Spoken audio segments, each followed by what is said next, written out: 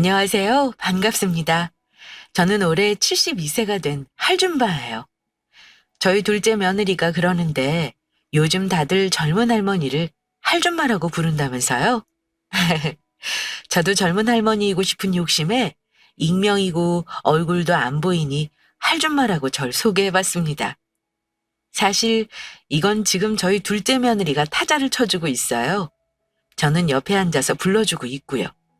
요즘 할머니들은 다 컴퓨터도 잘하고 스마트폰도 잘 쓰고 한다는데 전 평생 떡집에서 떡만 만들던 사람이라 그런가 영 어렵네요. 그래도 요즘은 손주들 덕분에 스마트폰 사용법도 익히고 얼마 전엔 커피숍에 가서 키오스크도 이용해 계산도 해봤습니다. 더불어 적립이란 것도 했고요. 그래도 아직 컴퓨터는 많이 어렵긴 합니다. 요즘은 나이 든 노인들도 다 컴퓨터도 쓰고 한다는데 전 그쪽으론 영 젬병이에요. 사실 겁이 많은 성격 탓도 있겠지만 평생을 꼬장꼬장한 남편 옆에서 길을 못 펴고 살던 습관이 아직 남아서 뭔가 새롭게 도전한다는 것, 그리고 도전하는 도중 실수하는 것을 두려워하는 게 아닌가 싶기도 하네요. 제 남편은 5년 전 병으로 먼저 세상을 떠났어요. 제가 이렇게 욕을 하긴 해도 남편이 제게 참 잘했어요. 가부장적이고 무뚝뚝한 남자이긴 했지만 나름 세심하고 다정하고 무엇보다 평생 한눈 한 번 안 팔고 저만 바라보면서 살던 남자였어요. 아들 둘 키우면서 고생도 참 많이 했고요.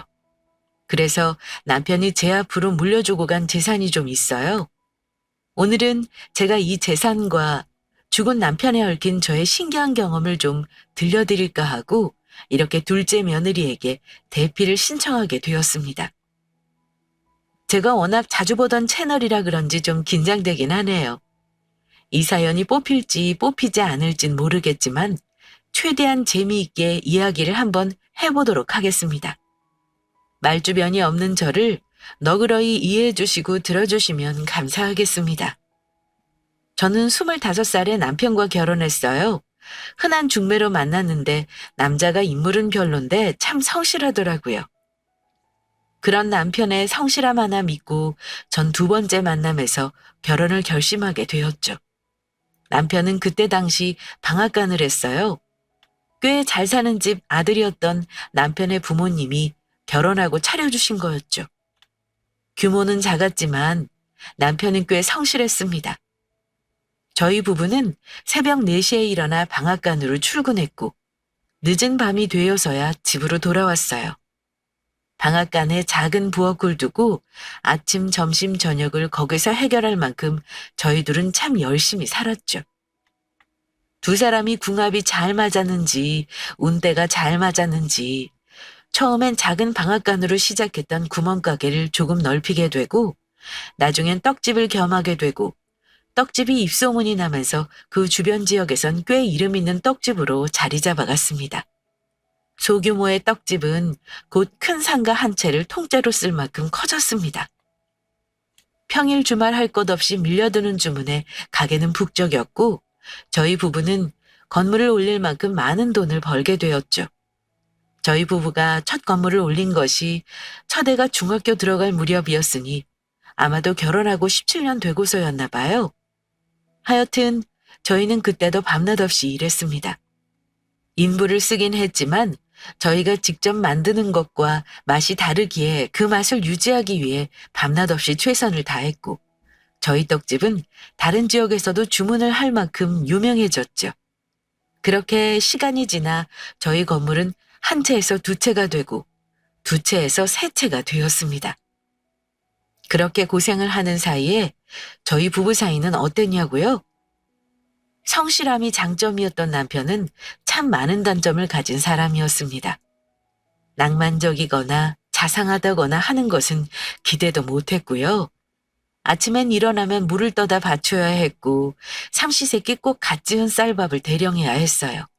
그렇게 아침 저녁으로 고생한 부인에게 고맙다는 말, 수고했다는 말, 피곤하지라는 따뜻한 위로 한번 건넨 적 없는 정말 가부장 그 자체인 남자였죠.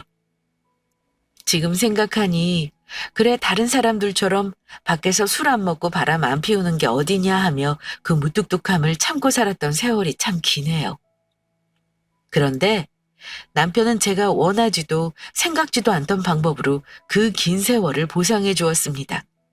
제가 45살이 되던 해였어요. 무심하게 툭 제게 서리봉투를 건네더군요. 여보, 이게 뭐예요? 아, 보면 몰라? 퉁명스럽게 던진 말에 봉투를 열어보았습니다. 그 봉투엔 무슨 서류가 산더미처럼 들어있었는데 열어보니 대충 건물과 집 그리고 가게를 모두 부부 공동 명의로 돌려놓은 문서였어요. 사실 어차피 요즘 같은 시대야 소송하면 그 재산 모두 분할받을 수 있지만 저희 때는 그랬나요? 그냥 안 주면 못 받는 거고 그런 줄만 알고 살았는데 사실 이혼할 마음도 없었지만 남편의 그런 행동이 제게는 큰 선물 같았어요. 마치 저를 믿고 한 사람의 동반자로 인정하고 있다는 속뜻이 들리는 것만 같았죠. 지금까지 고생한 것이 고맙다는 남편의 무뚝뚝한 마음 표현 같아 하염없이 눈물만 흐르더군요. 저는 그 서류를 잡고 펑펑 울었어요. 그러자 남편이 아, 왜 울고 난리야? 하더니 제 곁으로 와서 그러더군요. 그동안 고생 많았어. 우리 조금만 더 고생하자고. 애들 다 키우고 장가 보내고 나면 시골에 별장도 짓고 당신 좋아하는 채소도 키우면서 응? 살면 좋지 않겠어? 더듬더듬 말하는데 남편의 딱딱한 마음속 진심이 어찌나 따뜻했는지 지금도 잊히지 않습니다. 알겠어요. 우리 꼭 그렇게 살아요. 저는 그리 말하며 눈물을 닦고 환히 웃었죠. 그 후에도 저희는 정말 최선을 다해 살았어요. 밤낮 없이 일하고 아이들을 바르게 키우기 위해 노력했습니다. 그렇게 시간이 흘렀고 장성한 두 아들은 1년 텀을 두고 나란히 결혼하게 되었어요. 첫째 며느리는 똑부러졌어요. 꽤 똑똑하고 야무진 구석에 있는 아이였어요. 워낙 배운 것도 많고 아는 것도 많은 아이였는데 성격은 좀 여우 같은 면이 있었죠. 가끔 와서 애교도 피우고 뭐 사달라고 어리광도 떨고 마치 막내딸같이 살가운 구석이 있는 애였어요. 반면 둘째는 좀 곰 같고 수더분한 애였어요. 대신 묵묵하고 무거웠죠. 첫째와 둘째 며느리가 바뀌었으면 참 좋았겠다 싶을 만큼 두 며느리가 참 달랐어요. 그래도 뭐 어때요? 어떤 며느리든 아들과 잘 살아주면 감사한 거죠. 저희 부부는 둘 다 내 자식 하나 더 생긴다 생각하고 제 자식처럼 아끼며 살자고 다짐했습니다. 그렇게 둘째의 결혼식을 마친 날 밤, 남편은 몇 년 동안 한 번도 꺼낸 적 없던 이야기를 다시 꺼냈습니다. 그때 약속했던 거 땅 샀어. 전 하도 오래전 일이라 까맣게 까먹고 있었지 뭡니까? 그래서 제가 물었죠. 뭔 말이에요? 우리 늙으면 집 지어서 내려가기로 했잖아. 그거 땅 샀어. 아주 넓어. 곧 건축업자 만날 건데 평소에 당신 살고 싶었던 집 있으면 사진이나 몇 장 보내보든가. 건축가한테 뭐 말이라도 해보게. 무뚝뚝하고 거친 말 끝에 절 생각하는 진심이 느껴졌어요. 저는 남편의 손을 꼭 잡았죠. 난 어디든 좋으니까 당신 원하는 집에서 살아요. 대신 나 마당에 작은 정자 하나만 지어줘요. 거기서 당신이랑 고스톱이나 치면서 살게. 남편은 쑥스러운 듯이 웃더니 그러더군요. 지금까지 고생 많았네. 일에 미쳐 사는 것 같던 남편은 거짓말처럼 가게들을 정리하기 시작했습니다. 정말 이제 진짜 편안할 날만 남았다고 생각했죠. 그런데 불행은 꼭 가장 행복하기 직전에 찾아오더군요. 바로 남편의 대장암 소식이었어요. 병원에선 손쓰기엔 너무 늦었다는 말이 돌아왔습니다. 길어야 6개월이라는 시한부 판정을 받게 된 거죠. 하늘이 무너지는 기분이었어요. 이제 편히 살 날만 남았다고 생각했는데 갑자기 병원이라니. 남편이 너무 가엾고 혼자 남겨줄 저도 너무 가여웠죠. 하지만 남편은 꿋꿋했습니다. 혼자 뭔가를 정리하는 시간을 가지더니 덤덤하게 병원으로 들어갔죠. 병실에 누운 남편을 바라보며 눈물을 뚝뚝 흘리는 제게 그러더군요. 울지 말어. 당신은 억울하지도 않아요? 그렇게 열심히 살았는데. 그러자 남편이 그러더군요. 사람 다 죽는 거야. 그냥 좀 더 빨리 가는 거지. 난 남은 시간 자네랑 좀 즐겁게 보내다 가고 싶어. 이렇게 우는 거 말고. 슬펐지만 남편의 말이 맞았죠. 그래서 결국 전 남편의 말을 따르기로 했어요. 눈물을 닦고 밝게 웃어 보였죠. 저는 남편을 옆에서 살뜰히 간호했어요. 늙은 몸에 지치기도 했지만 남편의 곁을 떠나고 싶지 않았습니다. 그런데 참 그날 밤은 기분이 이상했어요. 한밤중에 잠에서 깨어난 남편이 절 부르더군요. 여보, 준철이 엄마. 전 잠시 붙였던 눈을 뜨고 남편의 상태를 살폈습니다. 늘 골골대던 남편의 컨디션이 무척 좋아 보였어요.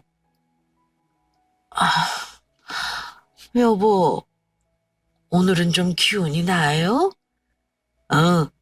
아주 좋아. 나 메론 좀 깎아다 줘. 이 밤에 갑자기 무슨 과일인가 싶었지만 통 뭘 먹지 못하던 남편이 갑자기 음식을 찾으니 반가운 마음이 앞섰습니다. 아유, 잠깐만 기다려요. 저는 정성스럽게 메론 한 통을 깎아와 남편에게 내밀었고 남편은 메론 한 통을 혼자 싹 다 먹어치웠습니다. 아이고, 배부르다. 입을 쓱 닦은 남편이 저를 바라보며 그러더군요. 여보, 나 죽으면 절대로 재산 애들 주지 마. 갑자기 그게 무슨 말이에요? 죽는다니. 어허, 울지 말고 내 말 잘 들어. 죽기 전에 애들한테 재산 양도하거나 나눠줄 생각 절대로 하지 말란 말이야. 왜요? 내가 그 고생한 게 다 자식들 잘 살게 하려고 한 건데. 그러자 남편이 그러더군요. 간밤에 꿈을 꿨는데 새끼 여우들이 떼지어 몰려와서 당신을 물어뜯더라고. 내가 영 기분이 안 좋아서 그러니까 그냥 내 말 듣고 그렇게 해. 이거 꼭 지켜야 해. 남편은 뜨뜻미지근한 제게 새끼손가락을 걸어 약속까지 받아내고야 다시 자리에 누웠습니다. 그리고 그날 새벽 남편은 7개월의 투병 끝에 세상을 떠났습니다. 그 대화가 마지막인 줄 알았다면 좀 더 잘해줄 걸, 몇 마디 더 할 걸. 저는 정말 깊은 슬픔과 후회에서 헤어나올 길이 없었습니다. 평생 동지이자 동료이자 친구이자 남편이었던 사람이 한순간에 사라져버린 거니까요. 그렇게 한평생 고생만 하다가 간 남편이 야속하기도 하고 불쌍하기도 하고 저는 한 달을 그렇게 집에 틀어박혀 눈물만 흘렸던 것 같아요.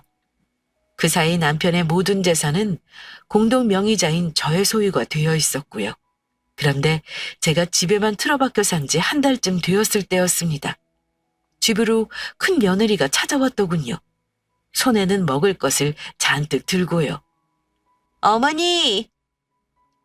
오냐, 그래. 우리 큰 며느리 왔구나. 기분은 좀 괜찮으세요? 좀 살만하면 힘들고, 살만하면 힘들고 그렇구나. 아이, 그렇지요. 안타까워하는 큰 며느리에게 애써 웃으며 안부를 물었습니다. 그래, 넌 요즘 어떻게 살고 있어? 요즘 정신이 없어서 동 들여다보지도 못했네. 그러자 큰 며느리가 기다렸다는 듯이 말하더군요. 아, 어머니, 그래서 말인데요.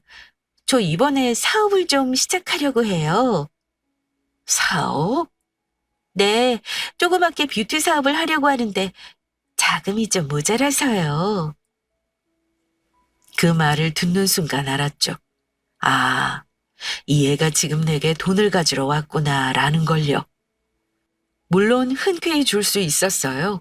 뭐 얼마나 달라고 하겠어요. 이깟 돈, 건강 앞에 아무것도 아니라는 걸 남편을 보며 깨닫기도 했고, 자식에게 부모가 뭐든 못 주겠습니까? 하지만 불현듯 남편과의 약속이 생각나더라고요. 절대로 죽기 전에 자식에게 재산 주지 말라고 했던. 제가 잠시 머뭇대자 며느리가 여우같이 눈을 뜨고 그러더군요. 큰 돈은 아니고요. 한 3억 정도면 되거든요. 3억이나? 며느리 입에서 나온 거금에 저는 놀랄 수밖에 없었습니다. 떡 몇백 판을 팔아도 나오지 않을 만큼의 큰 액수였으니까요. 네, 어머니. 어머니는 아버님이 돌아가실 때 물려주신 건물도 있고 이 집도 있고 아마 현금도 꽤 가지고 계실 것 같은데 저희 유산 미리 좀 주시면 어떨까 해서요. 저는 난감한 기색을 감추지 않고 며느리에게 말했죠. 얘야, 미안하다. 이건 내가 도울 수 없을 것 같다. 네 시아버지와 생전에 한 약속도 있고 3억이란 돈이 크기도 하지만 무엇보다 아직은 내가 네 아버지와 함께 일군 재산을 쉽게 건들 수 있을 만큼 마음이 회복된 것도 아니고 저는 솔직하게 제 마음을 이야기했어요. 큰 며느리는 서운한 기색을 감추지 못하더군요. 마음이 좋지 않았지만 별 수 없었어요. 무엇보다 죽은 남편과 새끼손가락까지 걸고 한 약속을 저버릴 순 없었으니까요. 순간 얼굴이 굳었던 첫째 며느리는 곧 인상을 풀며 대답했습니다. 아니에요, 어머니. 제 말은 신경 쓰지 마시고 푹 쉬세요. 마음부터 추스르시는 게 먼저죠. 제가 너무 생각이 짧았어요. 그리 받아들여주니 고맙기도 하고 미안한 마음도 들더군요. 이해해주니 고맙다. 또 올게요, 어머니. 식사 챙기시고 푹 쉬세요. 기분 상하지 않고 돌아가는 며느리가 어찌나 고맙던지 나중에라도 꼭 뭔가 도움이 되어야겠다고 생각했습니다. 그렇게 며칠이 지났죠. 첫째 며느리가 또 절 찾아왔습니다. 이번에는 하얀 봉투를 들고서요. 어머니, 저 왔어요. 그래. 웬일이야? 큰 며느리가 제 손을 잡아 끌며 소파에 앉히더군요. 그리고는 하얀 봉투를 꺼내 건넸습니다. 어머니, 제주도 여행권이에요. 호텔까지 모두 예약했으니까 저랑 여행 가요. 여행? 네네.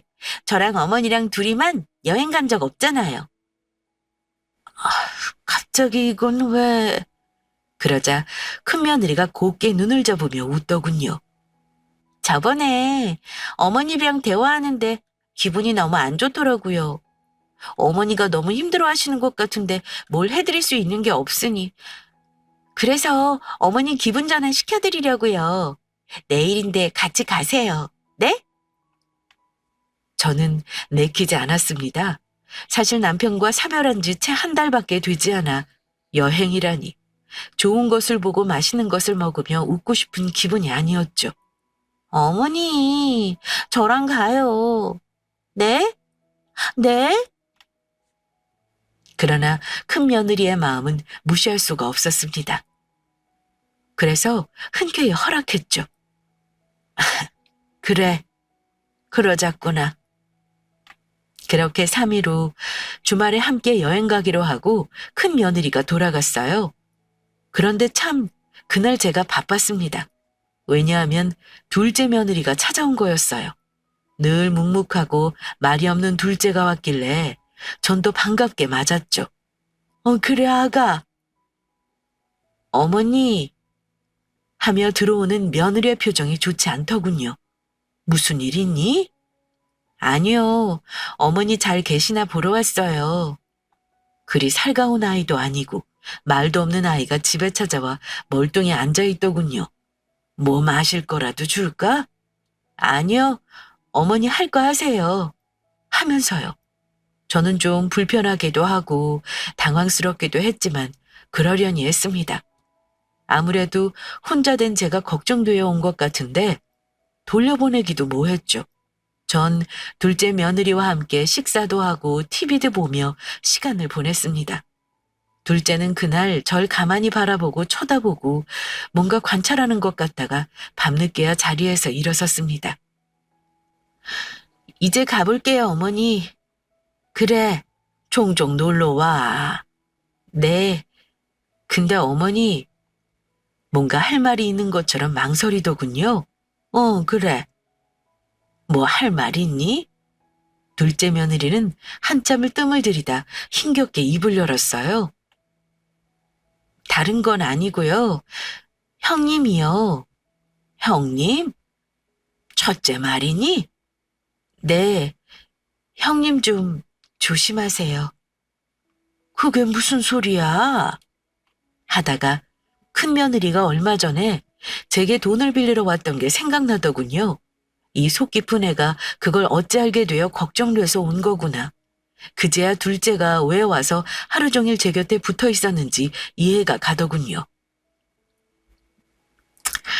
무슨 소린지 알겠다.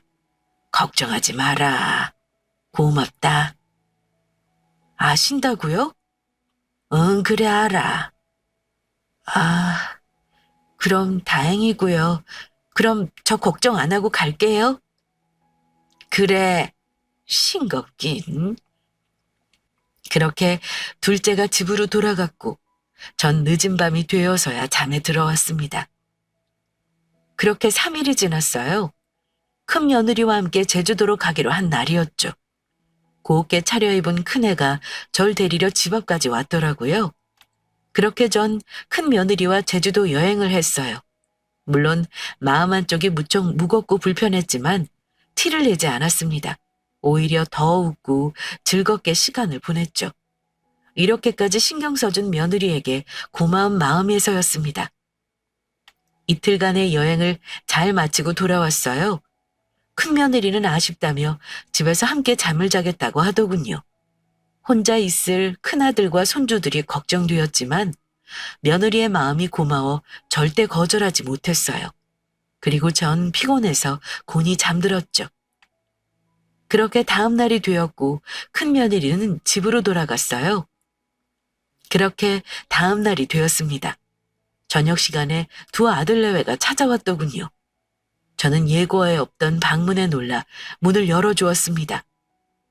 그런데 큰아들이 눈에 눈물이 그렁그렁 맺혀서 저를 끌어안더군요. 어머니! 그래. 이 시간에 너희가 다 무슨 일이니? 어머니, 치매라는 게 사실이에요? 큰아들이 묻자 큰 며느리가 눈가를 닦으며 그러더군요. 어머니가 어떻게 하시겠어요, 그걸. 제가 며칠 동안 어머니와 붙어 있으면서 목격한 건데. 치매라니. 전 갑작스런 말에 너무 황당해서 할 말을 잇고 서 있었습니다. 그러자 둘째 아들이 제 손을 잡으며 그러더군요. 어머니, 병원 가보세요. 일단 치매인지 아닌지 확인을 해야죠. 확인은 무슨, 우리 와이프가 이미 봤다는데 요양원부터 알아봐야지. 어머니, 저 사실 어머니 찾아왔을 때 깜짝 놀랐어요. 어머니 바지에 실례하셨는데 그걸 모르고 계셔서 놀라서 확인하려고 제주도를 함께 갔던 건데 역시나. 저는 어안이 벙벙했습니다. 전 너무도 멀쩡하고 아무렇지도 않은데 치매라니. 본인은 자신 치매라는 걸 모른다던데 혹시 그런 건가? 저는 털썩 그 자리에 주저앉아 버렸죠. 멍하게 자식들을 올려다보는데 큰아들과 큰며느리는 울고 있고 둘째 내외는 뭔가 불만이 가득한 표정으로 그런 제형 내외를 쳐다보고 있더군요. 이 일이 뭔 일인가 저도 모르겠고 혼란스럽더라고요. 제가 넋을 놓고 앉아 있는데 큰아들이 제 손을 꼭 잡으며 그러더군요. 어머니, 걱정하지 말고 건강만 신경 쓰세요. 재산이랑 뭐랑 제가 알아서 다 할게요. 치매 노인은 심신미약으로 아무런 결정권을 가지지 못하는 거 잘 알고 계시죠? 순간 뒤통수를 얻어맞은 기분이었습니다. 제가 멍해져서 큰아들을 쳐다보고 있을 때였어요. 둘째가 버럭 화를 내며 나서더군요. 형, 무슨 말을 그렇게 해요? 치매 노인이라니. 아직 병원에서 판정도 안 났는데. 그리고 형수가 그 소리 한 날 와이프가 직접 와서 거의 한나절을 붙어 있었는데 그런 김이 하나도 없더랍니다. 치매가 왔다 갔다 하지. 넌 뭘 한다고 난리야? 두 형제가 저 때문에 싸우고 난리더군요. 저는 정말 무슨 일인지도 모르겠고 둘이 싸우는 소리를 듣기 싫다는 생각만 들었어요. 저는 손을 내저으며 애들을 쫓아냈죠. 그냥 다 나가라. 나 지금 좀 쉬어야겠다. 그렇게 자식들을 다 밀어내고 혼자 이불을 덮고 누웠습니다. 가만히 생각을 해봤죠. 근데 아무리 생각해도 제가 치매 같진 않은 거예요. 전 바지에 실수를 한 적도 없고 하물며 가스레인지 불을 끄지 않은 적도 없었거든요. 순간 남편이 말했던 꿈이 생각났어요. 여우 새끼들이 내 살점을 다 뜯어먹더라는. 아무래도 큰 며느리의 소행인가 싶었어요. 돈을 내놓지 않으니 그렇게라도 제 재산을 빼앗아가려는 속셈이 분명해 보였죠. 눈물이 앞을 가렸습니다. 남편을 잃고 외롭게 사는 것도 너무 힘겨운데 자식들까지 제 돈을 노린다니. 저는 그날 밤 뜬 눈으로 보냈습니다. 날이 밝자마자 남편의 유골이 안치된 납골당으로 향했죠. 그리고 남편의 납골당 앞에서 목을 놓아 울었습니다. 아이고 여보, 나 어쩌면 좋소. 큰 며느리가 나를 치매로 몰아서 재산을 다 빼앗으려는 속셈인 것 같은데 자식까지 나한테 이러니 내가 억울해서 살 수가 없어. 엉엉 소리내서 우는데 갑자기 햇볕이 따스하게 내리쬐더라고요. 갑자기 미친 듯이 졸음이 쏟아졌어요. 그리고 저는 그 자리에 쓰러져 저도 모르게 스르르 잠이 들어버렸죠. 저는 꿈을 꾸었어요. 남편이 짓겠다던 양평 집터였는데 집이 모두 완성되어 지어져 있더군요. 남편에게 제가 부탁했던 정자도 앞에 예쁘게 지어져 있었고요. 제가 너무 좋아서 신이 나서 뛰어갔더니 남편이 거기서 화투를 들고 앉아 있더라고요. 왜 이렇게 늦었어? 빨리 와서 배 돌려. 알았어요. 저는 열심히 패를 돌렸고 접전 끝에 남편에게 맞고를 이기고 말았습니다. 꿈인데도 어찌나 기분이 좋던지 신이 나서 남편을 약 올리듯 말했죠. 아이고 여보, 이것도 못해요? 내가 이겨버렸네. 어떡해. 소원이라도 하나 들어줘야겠는데. 이 여자가. 버럭 약이 올라 화를 내던 남편이 쩝 입맛을 다시며 제게 묻더군요. 그래, 소원이 뭔데? 전 길게 한숨을 내쉬고 나직하게 말했습니다. 나 당신 따라가게 해줘요. 그러자 남편이 버럭 불같이 화를 내더라고요. 뭐야? 그게 무슨 소리야? 아주 혼쭐 나려고 또 정신을 못 차리고. 그 목소리가 어찌나 무섭던지 저는 등줄기가 오싹해지는 것을 느꼈습니다. 저는 한탄하듯 바닥을 쳤습니다. 정말 울분에 못 이겨 눈물을 뚝뚝 흘리며 말했죠. 아이고 여보, 난 당신이랑 같이 있고 싶어서 그렇지. 자식들이 나를 재산 때문에 치매로 몰고 가는데 그럼 난 어떻게 살아야 해요? 진짜 난 앞으로 어찌해야 되냐고요?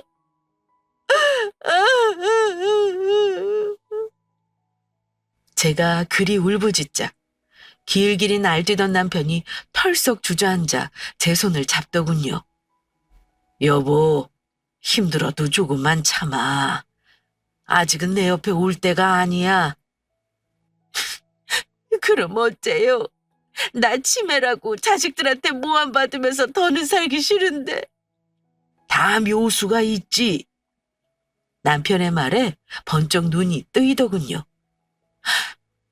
묘수요? 그럼. 그리 말하며 웃는 남편이 제 귀에 대고 무언가를 속삭였습니다. 제가 잠에서 깨어난 건 그때였어요.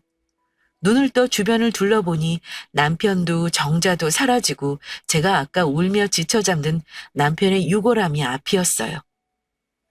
저는 눈물이 맺힌 눈으로 남편의 유골함을 쳐다봤죠. 여보, 당신이 알려준 대로 한번 해볼게요. 저는 그 길로 서울의 큰 병원으로 향했습니다. 그리고 남편이 말해준 의사 선생님을 찾았죠. 잠시 앉아 기다리고 있는데 흰 가운을 입은 중년 남자가 저를 발견하고 뛰어오더군요. 아이고, 형수님 오셨어요? 저를 반갑게 맞아주는 의사 선생님의 얼굴이 낯익었어요. 바로 남편의 고등학교 후배였어요. 그렇게 자주 보고도 이렇게 큰 병원의 의사인 줄은 꿈에도 몰랐는데 저는 놀라 눈을 키웠습니다. 그리고 곧 제가 찾아온 이유를 말했죠. 저 치매가 아니라는 진단서를 받고 싶어요. 그건 왜요? 쓸 곳이 있어서요. 꼭 좀 부탁드립니다. 제가 의사 선생님의 손을 꼭 잡고 간곡히 말하자 의사 선생님이 웃으며 말했죠. 형수님, 그건 너무 쉬워요. 그냥 검사만 하면 되는걸요. 오늘 곧바로 검사하고 제가 손 쓰면 오늘 내로 검사 결과지 받아보실 수 있어요. 저는 치매 검사를 마쳤고 설마 진짜 치매라도 걸렸을까봐 검사 결과가 나오는 내내 심장을 졸였습니다. 하지만 검사 결과지는 당연히 예상한 바였죠. 전 치매가 아니었고 아주 정신이 건강하다는 결과가 나왔죠. 전 검사지를 들고 그 길로 변호사 사무실로 향했습니다. 제 손에는 인감도장과 건물계약서가 들려 있었어요. 제가 사무실에 도착해 앉아 있는데 둘째 며느리와 아들이 헐레벌떡 뛰어오더군요. 어머니, 어디 다녀오신 거예요? 나 잠깐 바람 좀 쐬고 왔다. 여기 앉아라. 전 침착하게 놀란 둘째 아들 내외를 앉혔습니다. 그리고 건물 세 채의 명의를 둘째의 앞에 물려주겠다는 내용에 사인했죠. 그리고 남편이 남기고 간 부동산 중 아파트 한 채 그리고 양평 땅만이 제 앞으로 남은 상태였죠. 어머니, 이걸 왜 갑자기... 둘째네는 갑작스런 제 결정에 무척 놀란 기색이었습니다. 저는 꿈속 남편의 말을 다시 상기했죠. 둘째네는 애들이 얕지 않고 착해. 게다가 애들이 강단도 있지. 내가 첫째를 염두에 두고 절대로 유산 주지 말라고 한 거야. 그러니까 재산은 우리 둘째에게 다 넘겨. 첫째네 하는 꼴을 보니 이번 일 잘 넘어가도 당신 계속 괴롭힐 것 같아. 남편의 말을 떠올리며 저는 며느리를 향해 입을 열었습니다. 너 그날 나보러 집에 와서 할 일 없이 있다간 그날 말이야.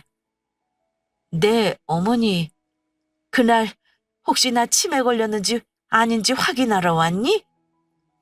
그러자 둘째 며느리가 고개를 푹 숙이며 몸둘 바를 몰라 하더군요. 저는 둘째 며느리의 등을 토닥이며 말했습니다. 괜찮으니 솔직하게 말해봐. 그러자 며느리는 그제야 사실을 이실직고하기 시작했습니다. 어머니 혹여 상처받으실까봐 조심스러워서 말씀도 못 드리고 저희도 소갈이 많이 했어요. 사실은 형님이 절 찾아오셨더라고요. 어머니 치매 걸리셨다고. 집에 찾아갔는데 자기를 알아보지도 못하고 막 우시는데 처음엔 저도 놀랐어요. 그런데 아무래도 이상한 거예요. 정정하시던 어머니가 갑자기 치매라니. 전조 증상도 없었는데 그럴 리가 없을 것 같고 평소 형님 성격을 제가 모르는 것도 아니고 아무래도 이상해서 제가 직접 확인하러 갔던 거예요. 이미 눈치는 채고 있었지만 억장이 무너지는 기분이었습니다. 역시 첫째 며느리가 절 찾아왔던 그날 제가 재산을 내놓지 않자 계략을 짠 거였던 거죠. 둘째 며느리는 한숨을 크게 내쉬고 말을 이었습니다. 그런데 제가 가서 보니 어머니가 평소와 너무 다름이 없으신 거예요. 그래서 확신했어요. 형님이 아무래도 거짓말을 하고 있구나 하고요. 근데 또 제주도를 다녀오시고는 어머니가 치매가 확실하다는 거예요. 도저히 화가 나서 저도 정말 그랬구나. 그러자 둘째 아들이 불쑥 화를 내며 끼어들더군요. 근데 형도 너무하잖아요. 형수님 말을 믿는 건지 재산이 탐난 건지 사실 먼저 어머니 더 심해지기 전에 재산부터 어떻게 하자고 한 건 형이에요. 저는 씁쓸하고 가슴이 찢어졌지만 꾹 참았습니다. 그리고 말했죠. 잘 들어. 난 이 재산 첫째네 줄 생각 추호도 없다. 다 너희 물려주고 죽을 거야. 대신 조건이 있다. 첫째네에겐 내가 치매에 걸리지 않았다고 말하지 말고 아는 체 하지 마라. 어머니, 돌아가신 것도 아닌데 무슨 재산을 주세요. 저희 싫어요. 잔말 말고 받아. 나 어차피 죽으면 이 재산 다 자식들 몫이야. 근데 첫째네한테는 한 푼도 주기 싫구나. 이건 내 뜻이기도 하지만 네 아버지 뜻이기도 하다. 그리 말하자 둘째 아들이 의아한 듯 물었습니다. 아버지요? 꿈에 나와서 이 방도를 알려줬다고 하면 믿을 리 없을 테니 저는 말을 아꼈습니다. 그래, 일단 두고 보자. 네 형수가 어떻게 나오는지. 그렇게 시간이 흘렀습니다. 그리고 아니나 다를까 며칠 후 변호사 사무실에서 연락이 왔습니다. 첫째 아드님 부부 오셨어요. 어머니가 치매 걸려서 심신미약 상태라 유산 상속을 하지 못하는 상황이라고. 둘째네에게 넘긴 부동산 무효 처리해야 한다고 왔네요. 전화를 받은 저는 놀라지 않을 수가 없었어요. 정말 꿈속 남편의 말대로 일이 진행되고 있었어요. 남편의 꿈속 목소리가 귓가에 들리는 것 같았죠.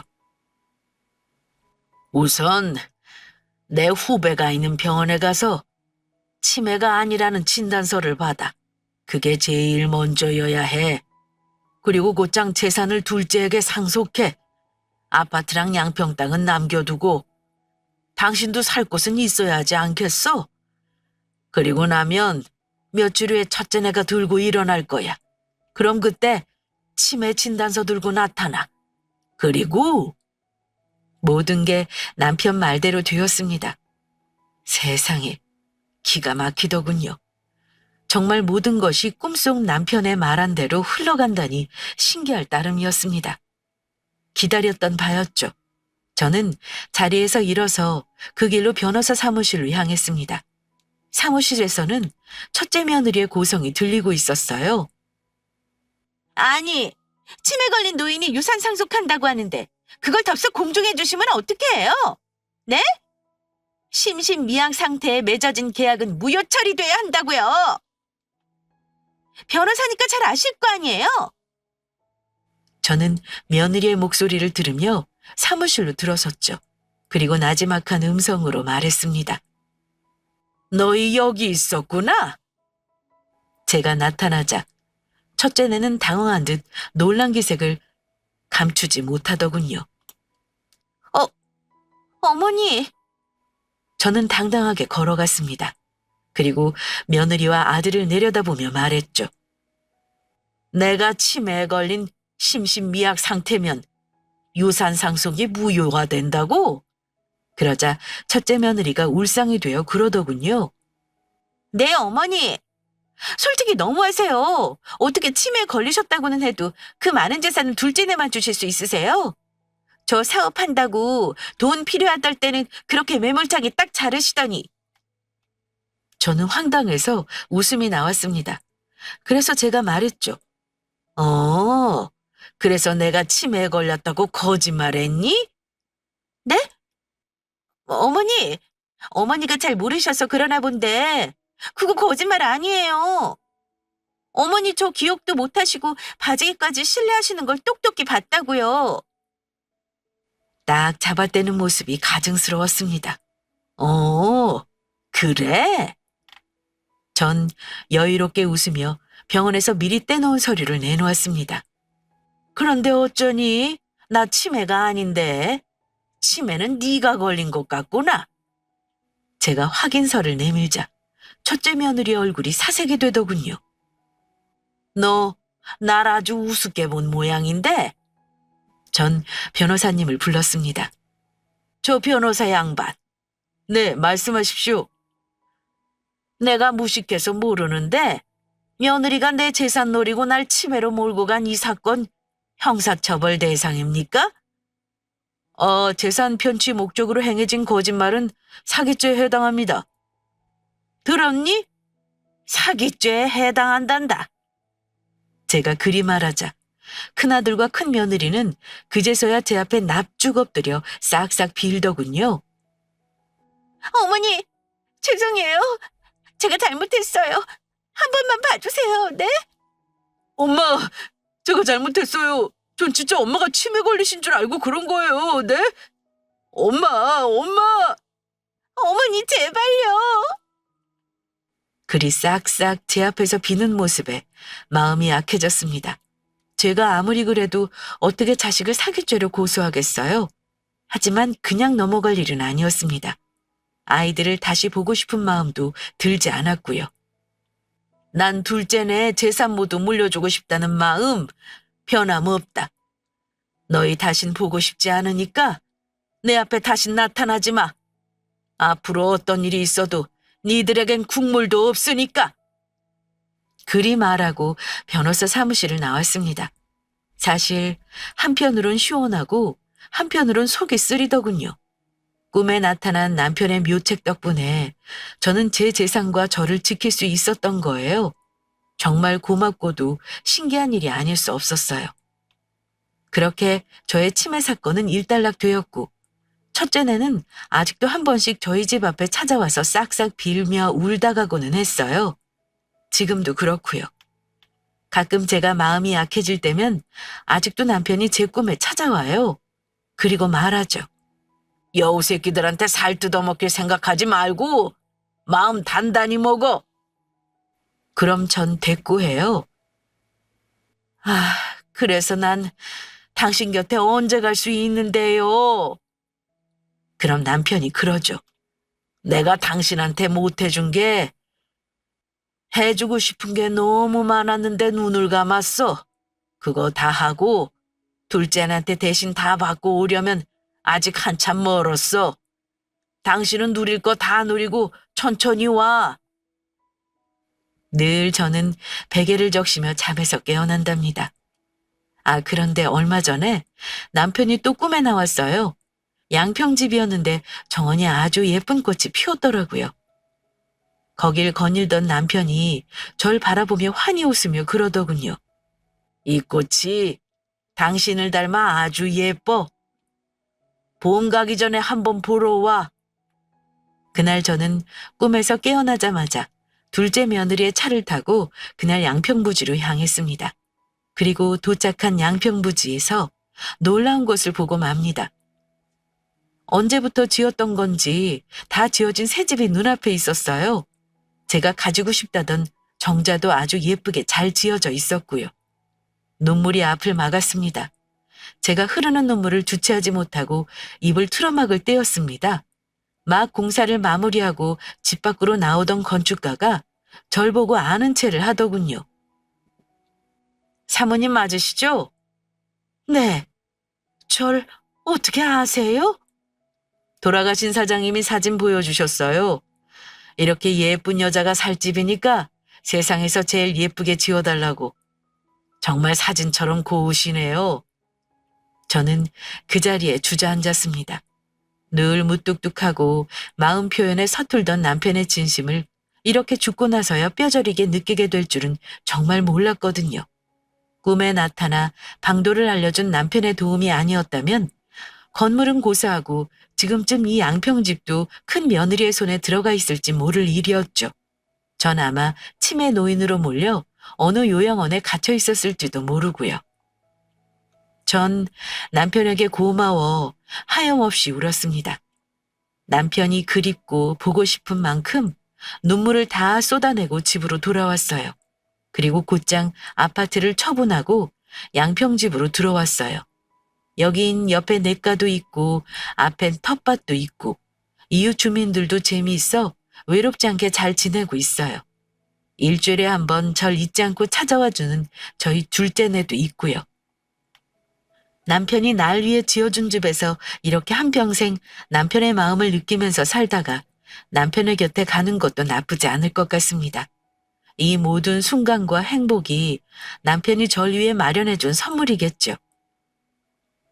여보, 조금만 기다려요. 당신이 나한테 못해줬던 모든 것들을 다 해보고 다 누려보고 당신 곁으로 갈 테니까. 고마워요. 그리고 많이 많이 사랑해요. 나이 들어 주책인가요? 좀 부끄러워서 서둘러 글을 마무리하겠습니다. 제 긴 사연 들어주셔서 감사합니다.